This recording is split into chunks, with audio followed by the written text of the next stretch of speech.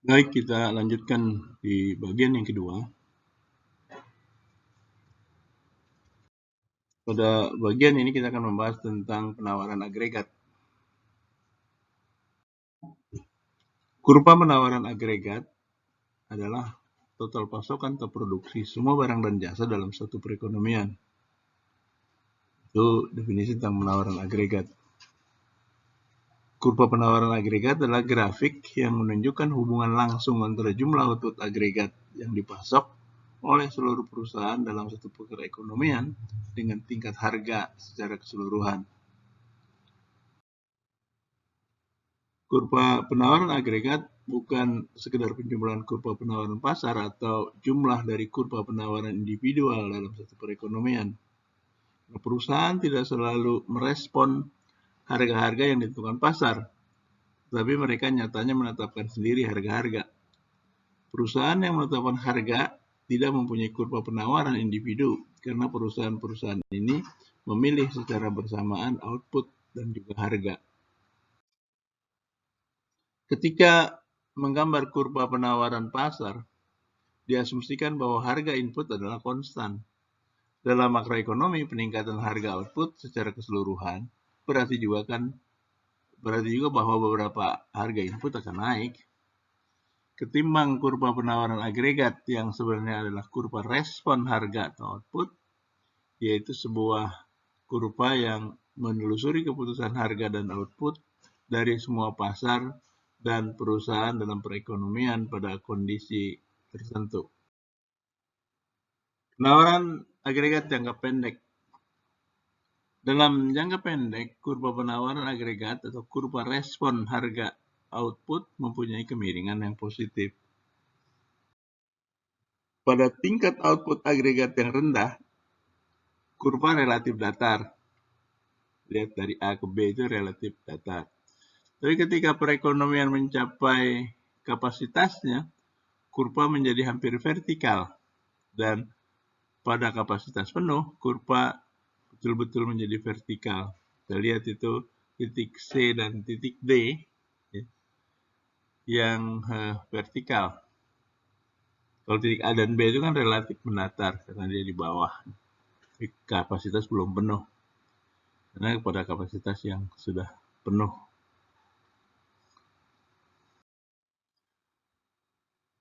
Penawaran agregat jangka pendek.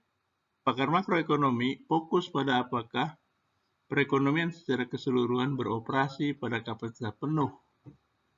Nah, ketika perekonomian mendekati kapasitas maksimum, perusahaan merespon peningkatan permintaan dengan meningkatkan harga. Kalau belum penuh, dia harganya naik, gitu. Dia produksi yang dinaikkan. Kalau banyak permintaan, produksi ditingkatkan. Tapi ketika kapasitas sudah penuh, permintaan naik direspon dengan kenaikan harga. Ketika perekonomian beroperasi pada tingkat output yang rendah, peningkatan permintaan agregat agaknya akan menghasilkan peningkatan output dengan sedikit atau tanpa peningkatan harga karena masih ada kemungkinan produksi untuk memenuhi peningkatnya permintaan. Memang terdapat jeda waktu antara perubahan harga input dengan perubahan harga output. Kecuali kurva penawaran agregatnya itu vertikal.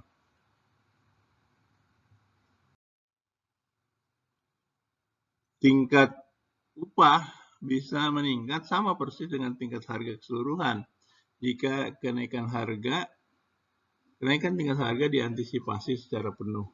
Akan tetapi, kebanyakan harga input cenderung terlambat dalam meningkatkan harga output. Jadi kalau kita lihat di situ bahwa ketika permintaan naik, kemudian kapasitas masih belum penuh, maka yang meningkat itu adalah jumlah output. Kalau jumlah output meningkat itu kan artinya tenaga kerja, upah tenaga kerja juga belum meningkat gitu. Tapi ketika kapasitasnya sudah mendekati penuh, maka kenaikan permintaan akan diikuti dengan kenaikan harga. Siapa tenaga kerja juga akan menikmati kenaikan upah. Pergeseran kurva penawaran agregat jangka pendek.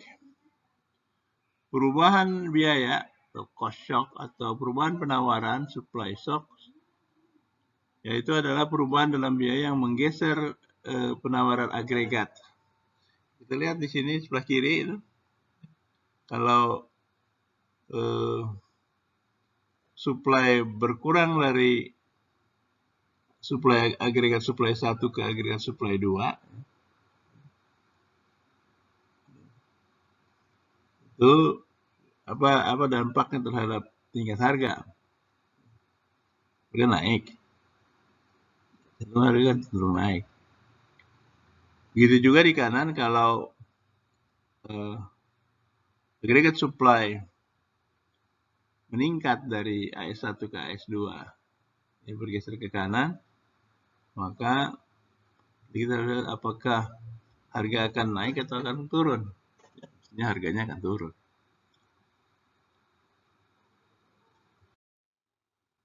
Pergeseran kurva penawaran agregat jangka pendek. Ini kalau kita lihat faktor-faktor yang menggeser kurva penawaran agregat. Bergeser ke kanan, ya, bergeser ke kanan artinya peningkatan penawaran agregat. Bergeser ke kanan. Bergeser ke kiri artinya penurunan penawaran agregat. Apa yang menjadi sebab kurva penawaran agregat bergeser ke kanan? Ya, permintaan meningkat. Ini kita bisa lihat ada 4 hal. Yang pertama, lower cost, biaya lebih rendah. Lower input prices, ya, harga input yang lebih rendah, atau upah yang lebih rendah. Penurunan harga input dan penurunan upah akan menyebabkan biaya lebih rendah, sehingga kurva penawaran agregat bergeser ke kanan. Kemudian yang berikutnya adalah economic growth, pertumbuhan ekonomi. Kalau lebih banyak kapital, lebih banyak modal, lebih banyak tenaga kerja, perubahan teknologi yang lebih baik, itu akan menggeser kurva penawaran agregat ke kanan. Begitu juga dengan public policy, kebijakan publik yang terkait dengan kebijakan supply side, peningkatan penawaran, peningkatan produksi, tax cut, pengurangan pajak, atau deregulasi atau pengurangan regulasi itu akan menyebabkan penawaran agregat bergeser ke kanan. Good weather, iklim yang bersahabat nih, yang punya sahabat kan iklim. Iklim yang bersahabat juga itu akan menyebabkan penawaran agregat bergeser ke kanan.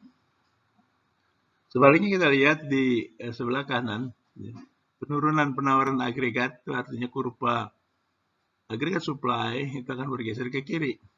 Apa penyebabnya? Higher cost, biaya yang lebih mahal, harga input yang lebih mahal, upah tenaga kerja yang lebih mahal, itu akan menyebabkan supply agregat berkurang, bergeser ke kiri.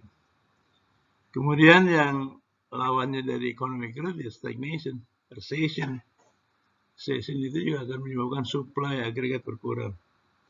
Public policy, kebijakan publik, waste and inefficient, dan over-regulation itu menyebabkan penawaran agregat berkurang, kurvanya bergeser ke kiri. Bad weather, ya, cuaca buruk, natural disaster, ya, gangguan alam, ya, destruction from war, ya, kerusakan akibat perang itu juga akan menggeser kurva penawaran agregat ke kiri. Jadi demikian untuk bagian 2. Kita akan lanjutkan pembahasan kita ke bagian 3.